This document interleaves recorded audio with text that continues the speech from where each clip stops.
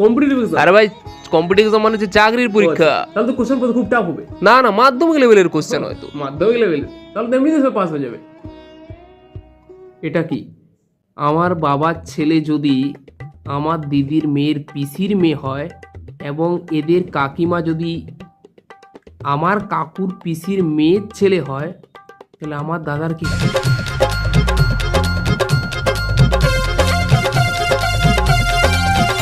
ABC যদি একটা কাজ দুদিনে করে, এর মধ্যে BC যদি মদ খেতে চলে যায়, কাজ তো শেষ হয়নি, তাহলে এ কি করবে?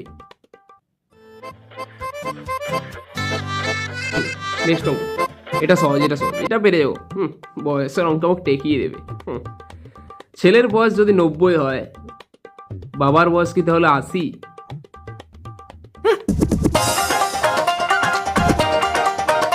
এখানটা সিগনেচার না এখন সাইন হবে না। আরে সাইন এখন হবে না, দাঁড়ান স্যার, অঙ্ক করতে হচ্ছে। আর দাঁড়ান না স্যার, এভাবে আমার দাদু সম্পত্তি একজন নিয়ে চলে গেছিল এরকম সাইন করিয়ে, আমি সাইন করবো না।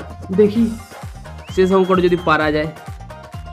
চিঙ্কি একটি ছেলের দিকে ইশারা করে বলল, তুই আমার প্রথম প্রেম এবং আমার এক্সের ছেলের 4 নম্বর ভাই, তাহলে পিঙ্কি চিঙ্কির কে? ये सारी हरकतें मैं तो नोट करूं, तुझे तारे गले जाके मैं रिपोर्ट करूं।